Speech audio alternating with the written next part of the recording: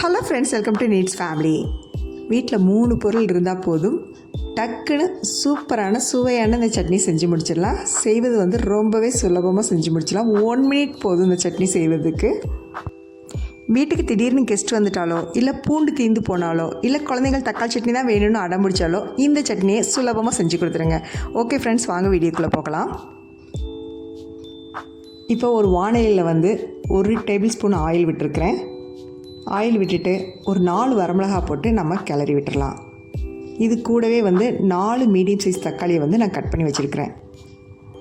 அதை நல்லா வதக்கி விட்டுருவோம். 4 வரமிளகாய் 4 தக்காளிக்கு காரம் கரெக்டாக இருக்கும். இன்னும் கொஞ்சம் அதிகமாக உங்களுக்கு தேவைப்பட்டால் நீங்கள் இன்னொரு வரமிளகாய் கூட சேர்த்துக்கலாம். இந்த அளவு நல்லா வதங்கின உடனேயும் நான் கடலப்பருப்பை இந்த மாதிரி வறுத்து வச்சுக்கிடுவேன். வறுத்து வச்சுக்கிட்டோம்னா நம்ம இந்த மாதிரி சட்னி செய்கிறதுக்கு சுலபமாக சீக்கிரமாக செஞ்சு முடிச்சிடலாம். இந்த வறுத்த கடலப்பருப்புலேருந்து நான் 2 டேபிள் ஸ்பூன் அளவுக்கு நான் எடுத்துக்கிறேன். எடுத்து கூடவே 1/2 ஸ்பூன் உப்பு சேர்த்து ஒரு கிளறி விட்டுடலாம். ஏற்கனவே வறுத்த கடலப்பருப்பாங்காட்டி ரொம்பவே கிளற வேண்டிய அவசியம் இல்லை. நம்ம வேறு எதுவும் போடாதனால கடலப்பருப்பு மட்டும் கொஞ்சம் எக்ஸ்ட்ரா போடுறோம், அவ்வளோதான். இந்த கடலப்பருப்பு போடுறதுனால டேஸ்ட்டு சூப்பராக இருக்கும். இப்போ நம்ம அந்த சட்னி அரைச்சிட்டு வந்துடலாம். ரொம்ப தண்ணி விடாமல் நார்மலான அளவுக்கு தண்ணி விட்டு நீங்கள் அரைச்சிட்டு வந்துக்கோங்க. அரைச்சிட்டு வந்தாச்சு. இதுக்கு நம்ம ஒரு தாளிப்பு மாதிரி கொடுத்துடலாம்.